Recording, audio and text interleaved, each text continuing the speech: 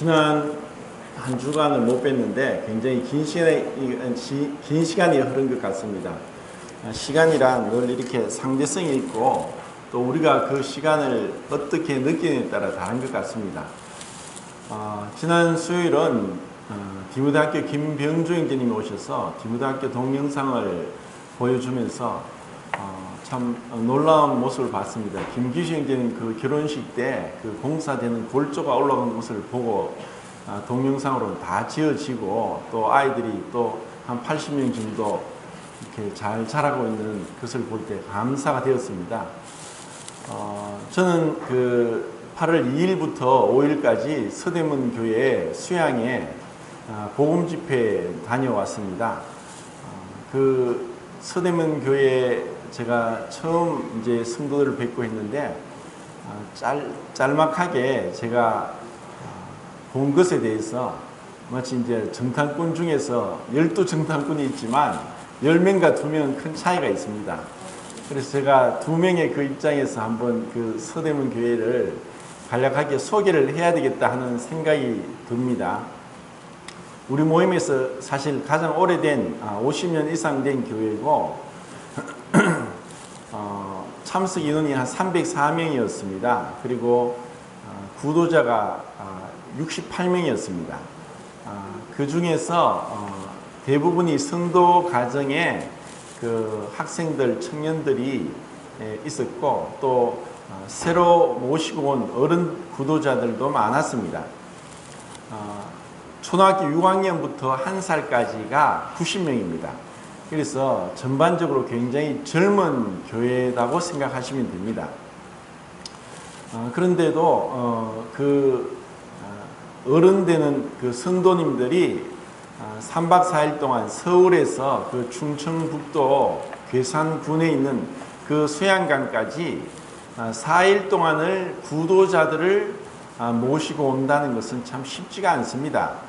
2007년부터 이렇게 이제 1년 중에 가장 큰 행사로 3박 4일 동안 계속 복음 집회를 수양 기간에 그렇게 했는데 자리가 잡힌 것 같고, 처음에는 이제 성도들이 뭐 다 차도 있고 또 휴가도 다르고 해서 참석하는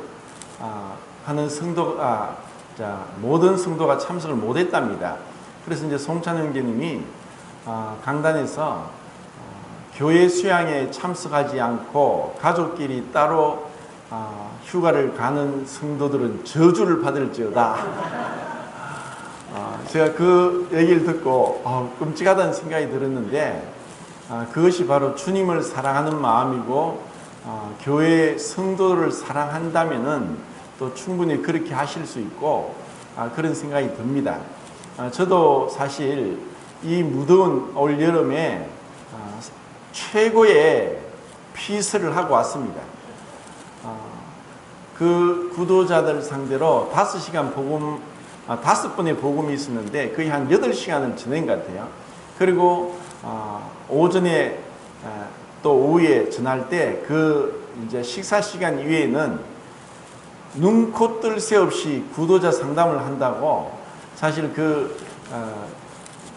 숙소 건물이 있고 옆에 강당 건물이 있는데 숙소 건물에서 강당까지 거기만 왔다 갔다 있지 어디 하나 발길 한번 돌린 데 없이 완전히 뭐 항상 이제 뭐 온몸에 땀이 팍 젖을 정도로 그렇게 했습니다. 근데 제가 주일날 좀 들어오면서 이제 이 칠곡이 들어왔는데 양희님 전화 오셔가지고 어디쯤이냐고 거기 이제 다 왔습니다 하니까 좀 있으니까 최순영 형님 전화 왔어요. 형님 저 성도들 기다리고 있어요. 괴산 옥수수 형님 사온다고 성도들 안 가고 기다리고 있어요 그러더라고요. 그래서 제가 무슨 괴산 옥수수냐. 나는 그 캠프장에서 한 발짝도 꼼짝도 못하고 완전히 3박 4일 동안 완전 파김치가 되도록 완전히 막 이 강사를 그냥 놀리는 게 아니라 막 최대한 다 써먹을 수 있는 데까지 써먹는 것 같아요. 그렇게 이제 고생을 하고 왔는데 하여튼 그래서 이제 뭐 아이스크림을 샀는데 오후에는 좀 아이스크림을 다 드시면 좋겠습니다. 옥수수 드시네. 근데 제가 거기서 뭘 느꼈냐면은 그 성도님들이 자매님들이 특히 40일 동안 금식 기도를 합니다. 이 수양의 기간 동안. 그리고 대부분 성도들이 이제 참석하시는데 계속 기도를 하고 해서 그런지 그 구도자들의 그 상태가 정말 너무 놀라운 거예요.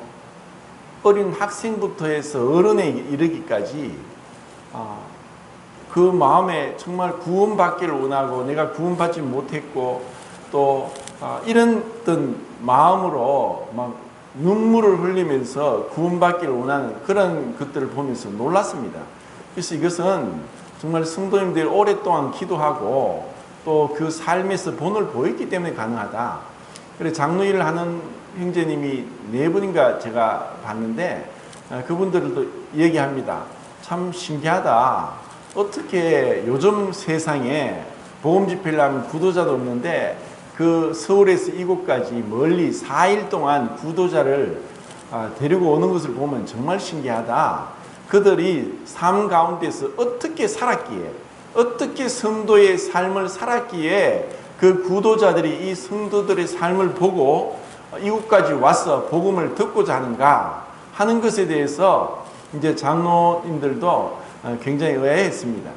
그리고 제가 그 2000년 CTI 있을 때 같이 공부했던 그 용인교회 이상태 형제님이 여러 가지 일로 이제 사역을 그만두고 이제 소식을 못 들었는데 서대문 교회에 계시더라고요. 그래서 참 반가웠습니다.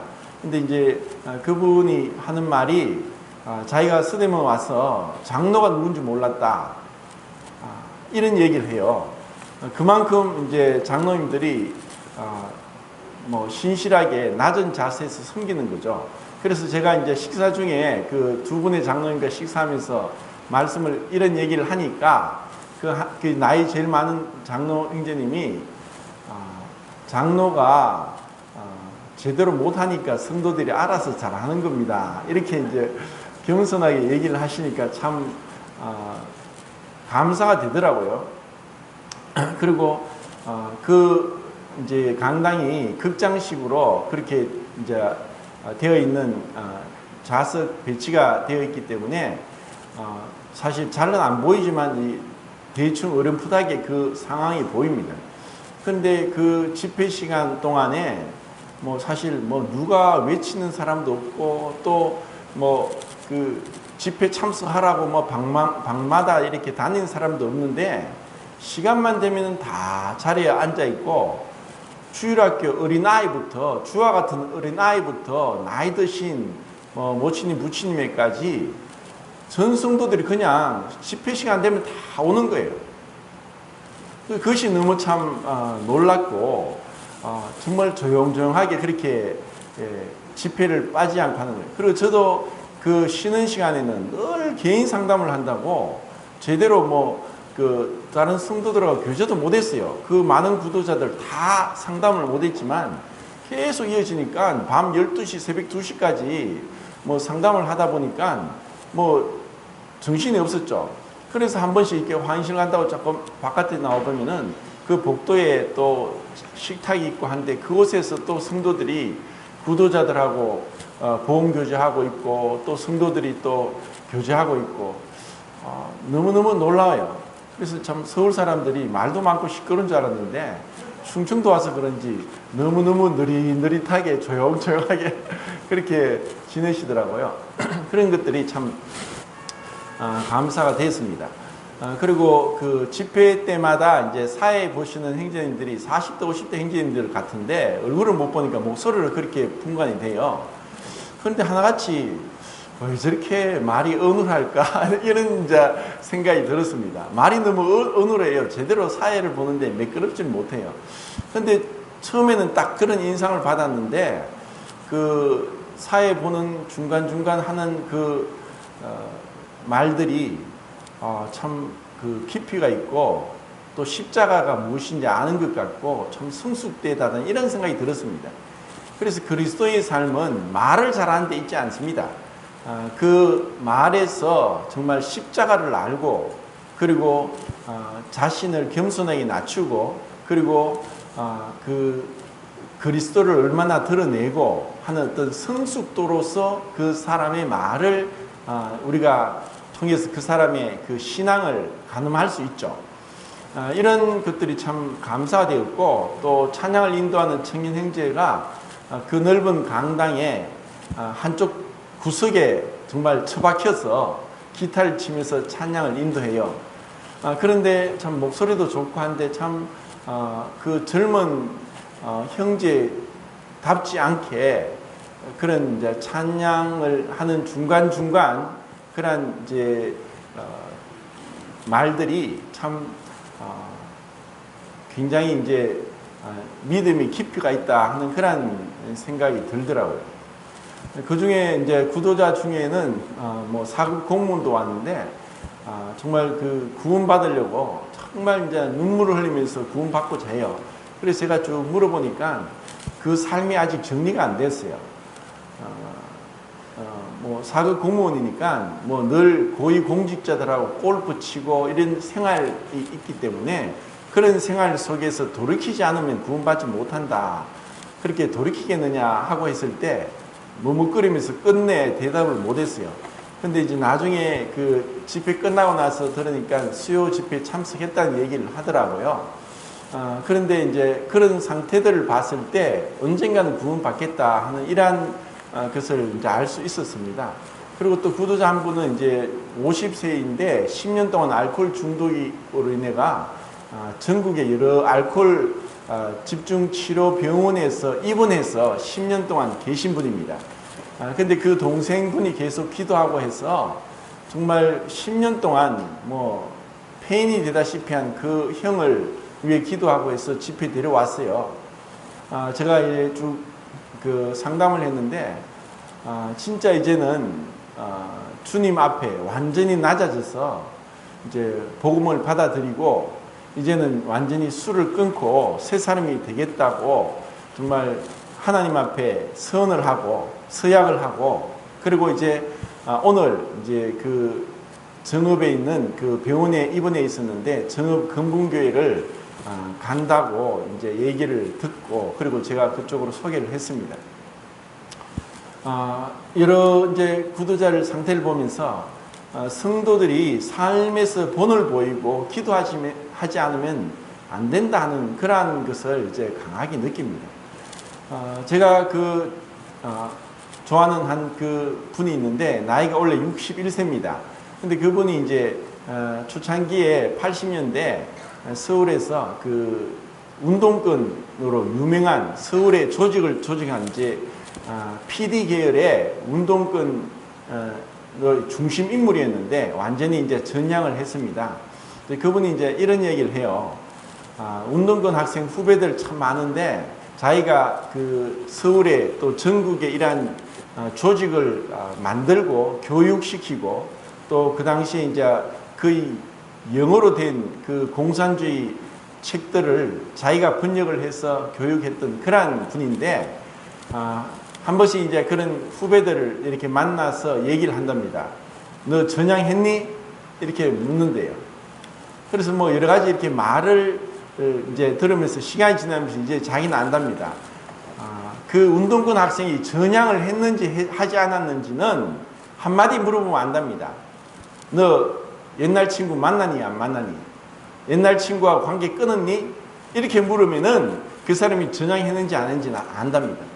말로는 전향했다고 하지만 정작 그 옛날 운동권 학생들하고 관계가 정리되지 않고 만나면은 그것은 거짓이라는 것을 자기가 알게 됐다는 거죠. 제가 그 복음을 사실 그 대구에 36도였는데 목요일날 괴산에 도착하니까 37도더라고요. 대구보다 더 더워요. 그런 이제 무더운 날씨 속에 있으면서 정말 그 정신없이 언제 그 시간이 지나간지 모르겠어요. 그런데 이제 마지막 주일날 한 명의 청년이 구원 간증을 하는데 2년 전에 이제 28세 된 남자입니다. 근데 2년 전에 이제 직장에서 이제 서대문 교회 자매가 다니는 직장에 가서 그 자매를 보고 이제 교회를 따라오게 됐는데 2년 동안 다니면서 처음에는 그냥 그 자매 때문에 왔지만 나중에는 아, 내가 구원받지 못했구나. 이들과 다르구나. 구원받아야 되겠구나 하면서 간절하게 구원받기를 사모하고 기도하고, 그리고 집회 참석할 뿐 아니라 집에서 성경 읽고 기도하고, 그렇게 이제 굉장히 이제 애를 썼다고 그렇게 간증을 했어요. 그러면서 에베소서 1장 7절 말씀을 읽으면서 하나님께서 그것이 깨달아지게 하고 믿어지게 하고, 그러면서 이제 이 구원 간증을 정말 진솔하게 하더라고요. 그러고 나서 이제 말씀이 끝나고 이제 서울로 가야 되니까 거리가 머니까 거기서 점심을 먹고 이제 다 헤어졌습니다. 그래서 오전 이제 말씀 집회 끝나고 식사 전에, 점심 식사 전에 그 대학 밑에 300명의 성도들이 그 수영장 주위로 다 둘러서서 이제 침례식을 이제 보는 거예요. 저는 다른 분하고 교제한다고 조금 늦게 갔는데 앞에 잘 보이지도 않아요. 300명이 둘러서 있는데 한 장로 형제님이 마이크를 잡고 이 침례식이 아니라 설교를 하는 거예요. 그 설교에 뭐 계속 그 나오는 그 메시지는 침례 받은 자는 세상과 분리되어야 된다. 세상과 짝하지 않고 세상 친구와 결별하고, 그리고 성도들과 함께 가족과 같이 지내야 된다. 이런 메시지를 한 30분 동안 하는 거예요. 근데 제가 이렇게 제일 뒤에서 지켜보면서 정말 햇볕은 뜨겁고 땀은 나고 그늘도 없는데 성도들이 조용하게 떠들고, 그 어린애들이 90명이나 있는데도 불구하고 왔다 갔다 하는 애들도 없고 그곳에 다 둘러서서 그 한 청년이 침례받는 것을 지켜보는 거예요. 그리고 침례식 때도 그 기도가 얼마나 긴지 이러한 것들을 참 보면서 감동이 됐습니다. 집회 시간에도 사실 어린아이들이 그렇게 많은데 뭐 떠드는 소리도 없고 왔다 갔다 하는 데도 없어요. 다만 청년들이 뭐 좀 늦게까지 안 자고 하다 보니 잠이 오는지 양쪽 가에서 서서 듣는 청년들이 좀 제법 되었는데, 다른 분들은 다 그냥 자리에 앉아서 집회를 그렇게 소중히 여기고 조용하게 거의 1시간 반씩을 제가 말씀을 전했는데도 그렇게 이제 집회 분위기나 또 이런 것들이 너무나 감동이 되는 거예요. 제가 처음 느낀 것은 30몇 년 전에 모임 처음 왔을 때 대명동 교회의 그런 모습들을 보는 것 같았고, 시간이 이렇게 30년이 지났는데도 전혀 변질되지 않고 진리가 희석되지 않고 그 모임의 순수성을 유지하고 있는 그 서대문 교회를 인해서 너무나 감사가 됐습니다. 정말 모임이 성장한다 하기 위해서 뭐 목사란 칭호를 붙이고 또 뭐 그룹 교제는 이런 식으로 자꾸 변질하다 보니까 그것이 우리 모임에 원래 가지고 있던 그 선진들의 그 깨달음이 아닌데도 이제 교파를 따라간다는 것은 너무나 부끄러운 일이 아닌가. 정말 서대문 교회가 우리 모임의 그 원리를 따라서 어린아이부터 노인에 이르기까지 다 함께 모이고 또 함께 교제하고, 그리고 매 시간마다 어린아이부터 어른에게까지 특송이 보고통 두세 팀이 나와요. 그리고 정말 은사가 다양하게 참 선거가 많으니까 그렇겠죠. 그런 게 참 부러웠고, 그리고 한 자매님은 40대 자매님인데 30년 동안 무용을 했어요. 그러니까 무용을 하면은 몰랐는데 뼈가 다 이렇게 어그러진답니다. 자세를 막 억지로 하다 보면은, 그래서 몸이 너무 아파서 대학원에 가서 해부학을 이제 공부하면서 자기 나름대로 몸을 이제 바르게 하는 체조를 개발해서 아침마다 성도들이 가르치는데 완전히 전문가, 프로의 프로. 얼마나 또 뭐 평상시에도 활달한지 정말 10대 아이들처럼 40대 아줌마가 에너지가 팍팍 넘치더라고요.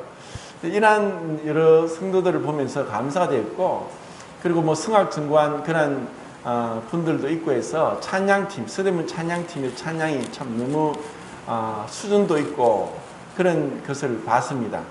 그래서 참 은혜가 되었고, 그리고 이 성도들이 각자 맡은 그 자리에서 어떤 몇 사람이 헌신하는 게 아니라 정말 최선을 다해 하는 그런 모습들.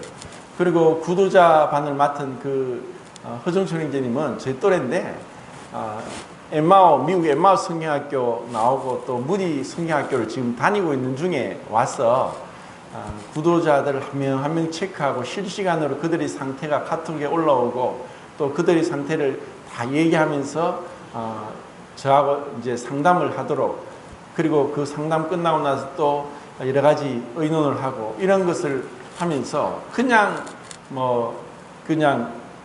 저절로 그리고 되는 것이 아니라 각자 자기가 자기 일을 잘하고 있는 것이 참 감동이 됐습니다. 그렇게 구도자를 관리하니까 그 계속 해마다 이제 여름에 하면서 여러 유명한 간사님들 다 오시고 했죠. 근데 이제 복음을 그냥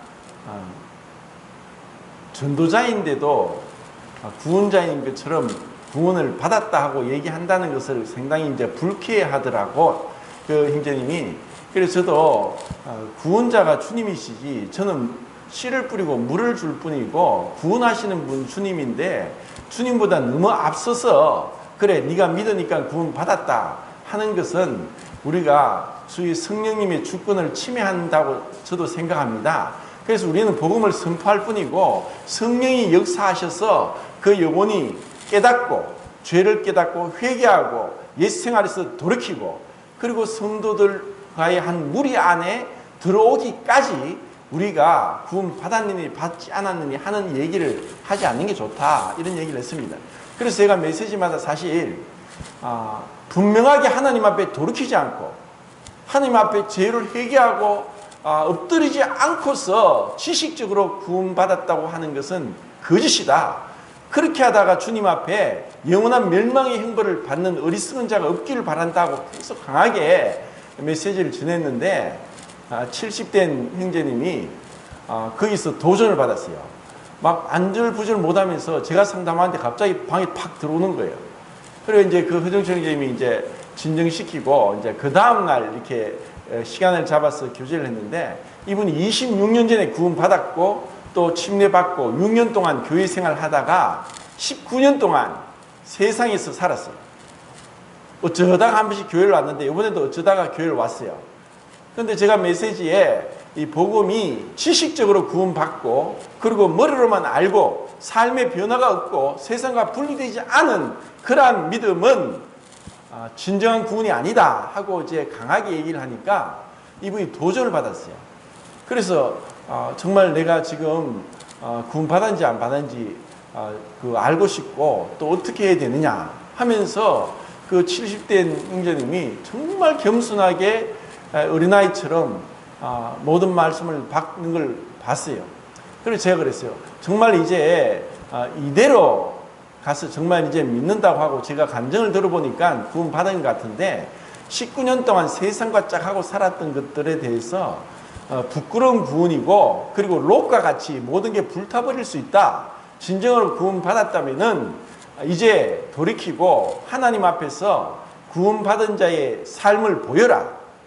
그렇지 않고 이제 또다시 말로서는 구원 받았다고 하면서 삶 속에서 전혀 변화가 없이 믿지 않는 자들과 똑같이 생활하면서 내가 구원받고 죄사함받고 천국 간다고 하는 그런 자신에게 속고 자신을 속이고 성도를 속이지 마라. 분명하게 변화되지 않으면은 하나님의 심판을 피할 수 없다. 이제 이런 메시지를 전했는데 그분이 정말 이제 겸손하게 받아들이고 이제 내가 이렇게 해서 부끄럽게 하나님 앞에 가지 않고 이제 세상과 완전히 돌아서서 그렇게 믿음의 삶을 살겠습니다 하고 이렇게 교제를 했습니다. 외국인 유학생들도 와서 중국 유학생인데 대학원을 다니다가 이제 그 공황장애가 와서 굉장히 어려움을 겪으면서 복음을 듣게 되고 지금 이제 기훈 자매님이 이제 복음 교제를 계속 하고 있었는데 내내 우는 거예요. 상담 중에도 울면서 자기는 어떻게 하면 구원받습니까? 구원받게 해주세요. 주님을 믿게 해주세요. 이런 어떤 그러면서 정말 요즘도 이런 사람이 있는가 할 정도로 이런 분들을 보면서 참 감동이 됐습니다. 그리고 이러한 모든 것들이 사실 성도들이 기도했기 때문이고, 또 제가 이번에 집회 가면서 어떤 성도님이 그 집회 8시가 되면은 또 저를 위해서 기도를 해주는 성도님이 계셨어요. 그래서 그런지 막 4일 동안 막 너무 막 많이 얘기를 하면서도 목이 전혀 아프지도 않고 목이 막히지도 않고, 그렇게 하나님 그리스도의 영광스러운 구원의 복음을 마음껏 선포하면서, 그리고 상담하면서 기도하면서 그렇게 왔습니다. 하여튼 성도님들이 기도해 주시고 해주셔서 너무나 감사를 드리고, 이렇게 우리가 이 남은 인생을 보내야 된다. 육신적으로는 아무리 좋은 것을 취하고 좋은 곳에 가고 또 관광을 하고 맛있는 것을 먹고 좋은 옷을 입고 하더라도 그것은 일시적이다. 우리는 보이지 않는 것을 바라보고 쫓아가는 자이고, 보이는 것은 잠깐이고 보이지 않는 것은 영원하다. 그래서 우리가 육신대로 살면 반드시 죽을 것이로되 영으로서 몸의 행실을 죽이면 살 것이니, 육체를 위해 심는 자는 육체로부터 썩어질 것을 거두고 성령을 위해서 심는 자는 성령으로부터 영생을 거둔다 하고 말씀했습니다.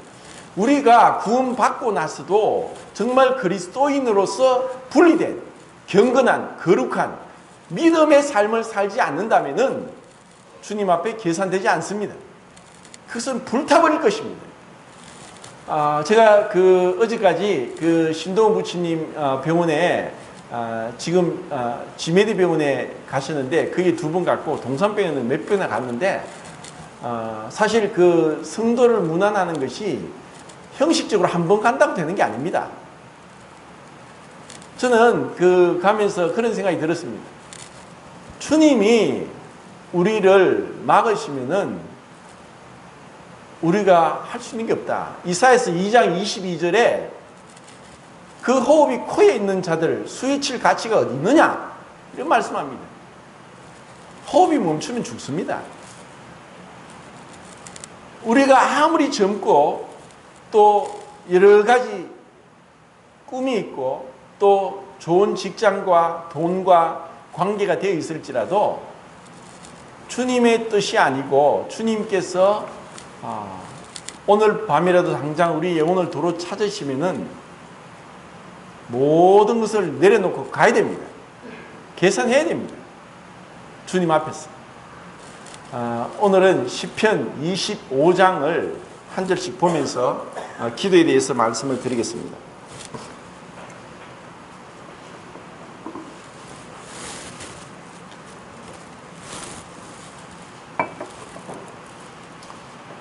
(25장) 1절부터 5절까지 읽겠습니다. 큰 소리로 25장 1절부터 5절까지 시작. 여호와여, 나의 영혼이 주를 부르러 원하리다.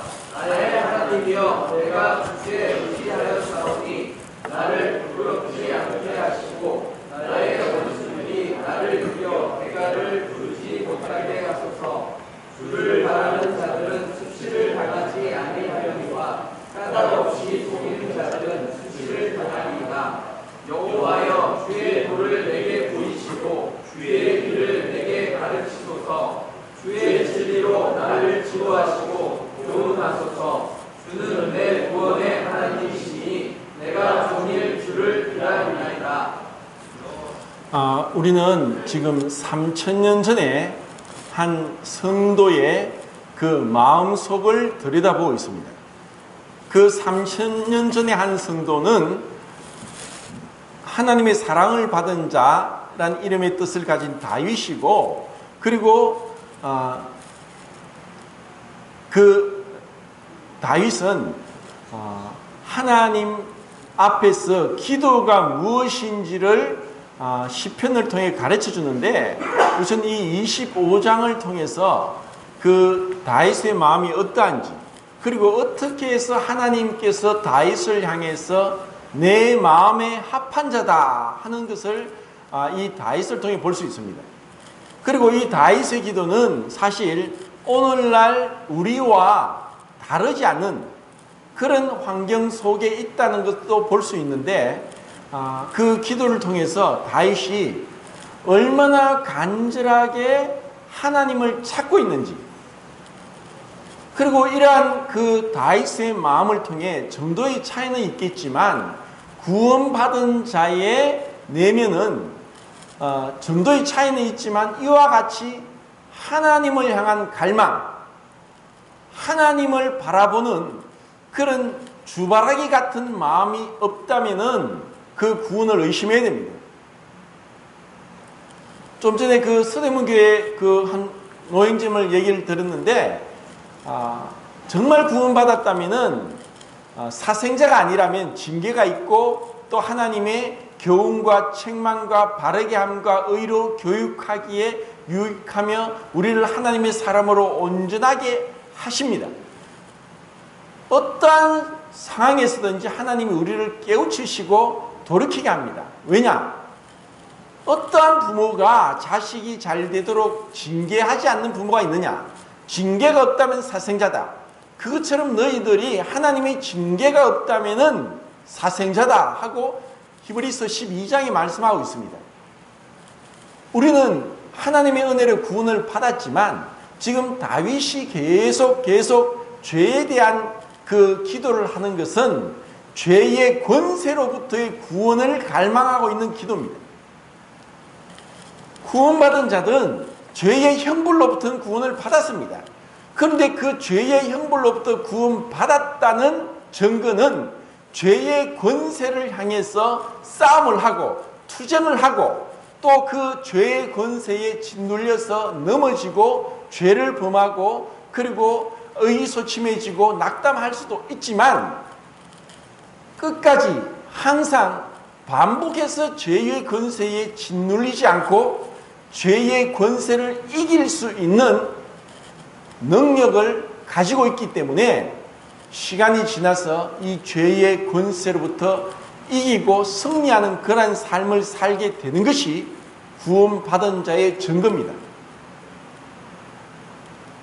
이 구원은, 이 믿음은 수동적인 것이 아니고 소극적인 것이 아니라 적극적인 것입니다.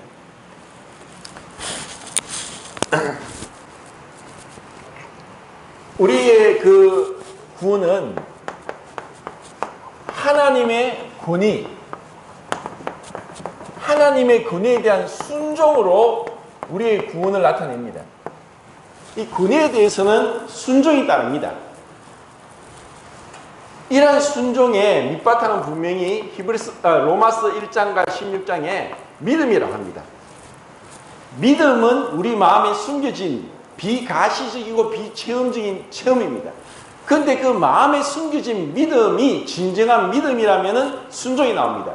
만약에 순종이 없는 믿음은 죽은 믿음이고 가짜 믿음이고 거짓 믿음입니다. 내가 어떠한 순종이 없다. 그 순종은 뭐냐? 하나님의 절대적인 권위에 대한 순종입니다.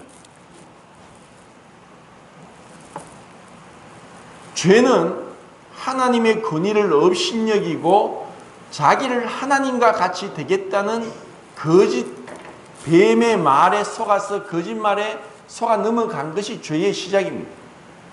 구원은 이제 하나님의 절대적인 권위 앞에 엎드려져서 주님 앞에 나오는 것입니다.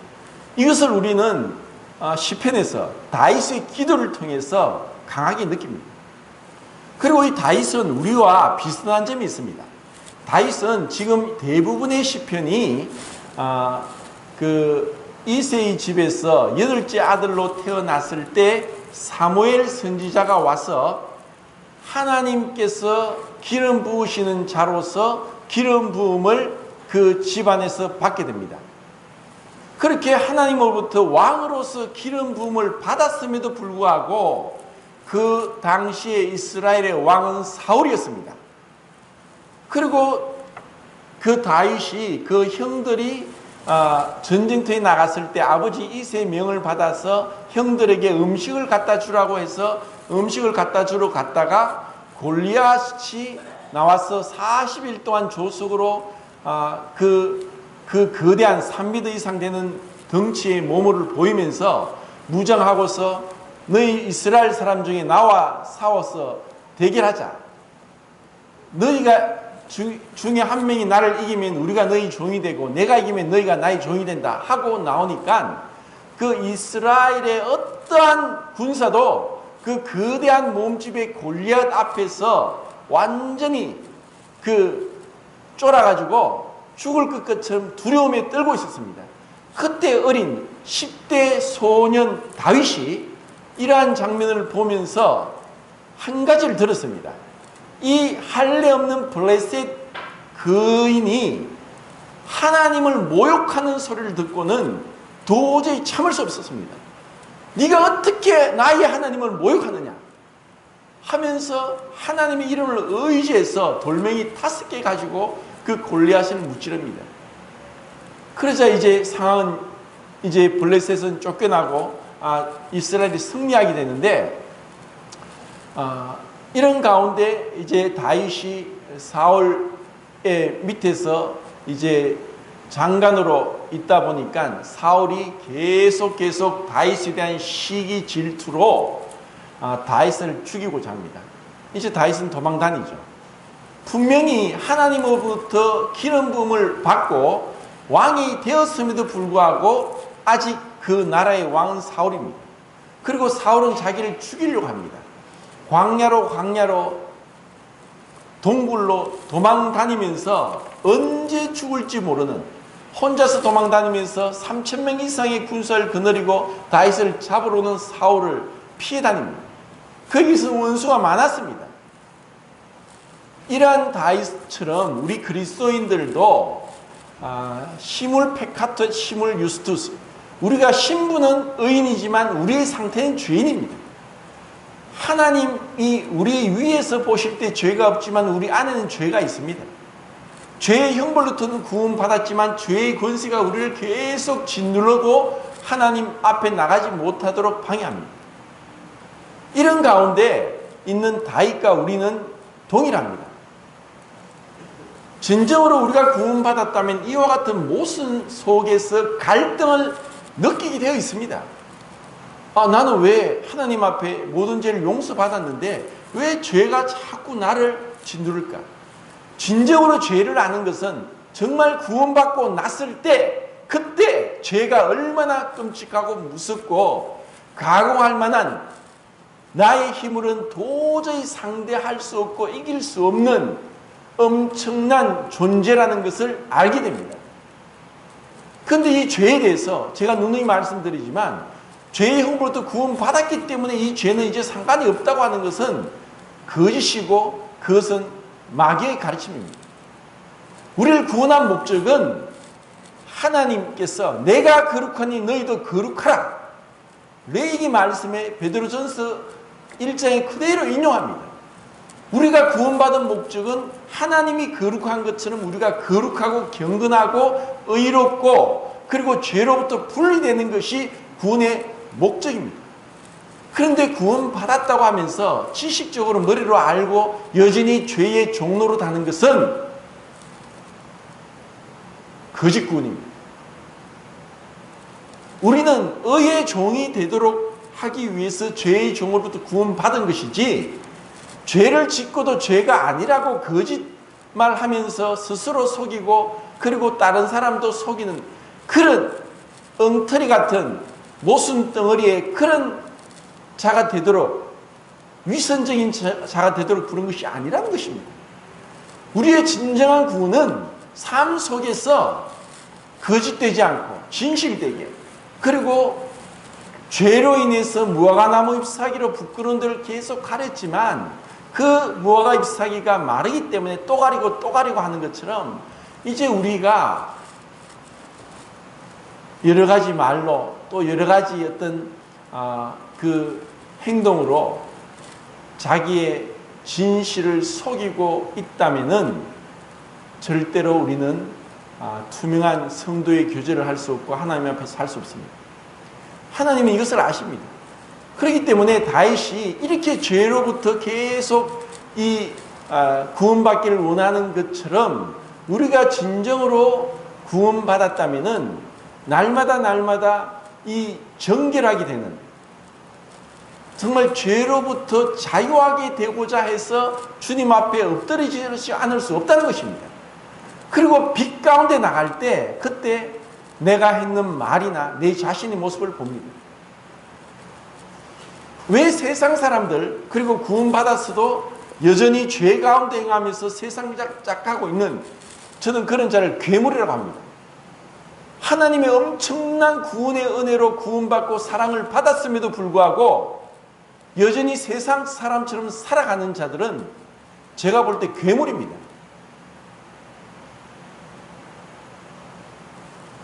삼손과 같습니다. 근데 그 믿음으로 구원을 받게 될 것이지만 그들은 그 행한 대로 불타버리는 부끄러운 구원을 받을 것입니다. 그래서 그 기도는 정말 그 만유의 왕이요 주 대신 하나님 앞에 벌거벗은 채로 있는 대로 나가는 것입니다. 그것은 어떻게 보면 두려움일 수 있고 그리고 엄청난 중압감이 들 수도 있습니다. 보이지 않는 하나님을 보이는 것처럼 그분 앞에서 두렵고 떨림으로 우리의 구원을 이루어 가야 되는데, 보이지 않는 하나님을 다만 구원받을 때 믿음으로 말씀을 믿고 나서 그 이후에는 그 하나님의 절대적인 권위에 순종하지 않는다는 것은 부끄러움입니다. 고린도전서 16장 22절 말씀이 이와 같습니다. 21절부터 바울이 내가 친필로 너에게 선다 그러면서 주를 사랑하지 않는 자는 저주를 받을지어다. 우리가 진정으로 그 권위 앞에 순종하는 것은 그 엄청난 심판의 두려움이 아니라 그 하나님 아버지께서 독생자 예수 그리스도를 아들을 죽는 데까지 내어주신 그 엄청난 감당치 못할 사랑, 그리고 그 예수 그리스도께서 하나님과 동등을 대우를 취하지 않고 자기를 비어 종의 형체를 가져 사람의 모양으로 이 땅에까지 오신 성육신과 십자가의 고난과 죽으심 그리고 부활한 그 같이 우리를 위해서 완전히 체휼한 동정한 그 하나님 그과 동등됨을 취할 것 여기지 않고 사람의 모양으로 와서 우리의 그 죄짐을 담당하신 그 주님에 대한 사랑, 그리고 주님이 승천하시고 보내주신 보혜사, 그 성령님이 우리 안에서 말할 수 없는 탄식으로 우리를 위해 간구하는 그 기도의 사랑을 통해서 우리는 그 사랑 앞에 굴복하고 순종하는 것입니다. 그런데 이런 사랑에 대해서 그 마음이 늘 뜨겁고 눈물이 나고 감사가 되고 그리고 정말 겸손하게 나오지 않는다면은 정말 사랑함으로 그 사랑함으로 사랑의 어떤 그 섬김이 없다면은 우리는 또 우리를 속이는 것입니다. 이제 아까 사회 볼 때 그렇게 얘기를 했습니다. 1인 1섬김. 그래서 제가 지금 뒤에 이제 그 현수막을 만들 건데 성도로서 기본 1년에 성경 한 번은 읽기, 그리고 하루에 30분 기도하기, 30분 이상, 그리고 교회에 와서 주일날 하루 오는 것에 만족하지 않고 수요일날 금요일날 정말 집회에 참석하도록, 그리고 하나의 어떤 섬김을 해서 내가 그것을 책임지고 하는 것, 그리고 1년 동안 정말 내 주위의 가족, 친지 중에 한 명을 주님께 인도하는 것, 이렇게 해서 내가 주님에 대한 사랑을 나타내지 않는다면 우리는 부끄러운 구원을 받게 됩니다. 제가 이런 부분에 좀 더 강조를 하고 또 책망하고 또 계속 그 교훈할 것입니다. 왜냐? 이것이 저희 책임이고 성도들이 잘하는 것, 그리스도를 닮아가는 것, 성숙하는 것이 그것이 제가 하는 목적인데 여전히 어린아이 상태로 주일날 하루 참석한다고 그것이 신앙이 아니라는 것, 그리고 교회 와서 말씀 듣고 밥 먹고 가는 것이, 예배 드리는 것이 신앙이 아니라는 거예요. 정말 내가 사랑한다면은 사랑하는 자를 위해서 하나님께서 그 엄청난 독생자를 주시기까지, 자기를 버리기까지 한 그 사랑에 대해서 조금이라도 보답한다면은, 절대로 보답할 수 없겠지만 내가 주님의 몸된 교회에서 뭔가라도 하겠다는 마음이 일어나는 것이 정상입니다. 그리고 우리는 이런 변화된 섬김의 삶을 통해서 다른 사람에게 내가 믿는 자라는 것을 전가하는 것입니다. 다윗은 이렇게 간절히 주님을 찾고 있습니다. 얼마나 아름다운 목소리입니까?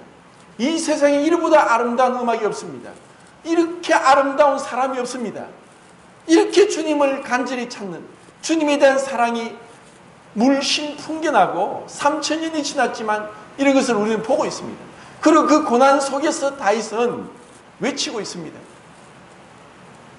주님이 아니면 나를 도울 수 없다. 그리고 많은 고난과 환난이 있지만 그럼에도 불구하고 내가 주님을 찾는다. 주님은 나를 도우시는 분이고 나를 구원하신 분이고 나에게 은혜를 주시는 분이다 하는 그와 같은 마음을 가지고 있습니다. 이제 6절부터 10절까지 또 읽겠습니다. 시작.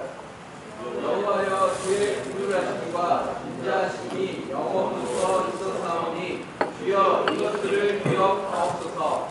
여호와여 내 젊은 시절의 죄와 허물을 기억하지 마시고 주의 인자하심을 따라 주께서 나를 기억하시되 주의 선하심으로 하옵소서.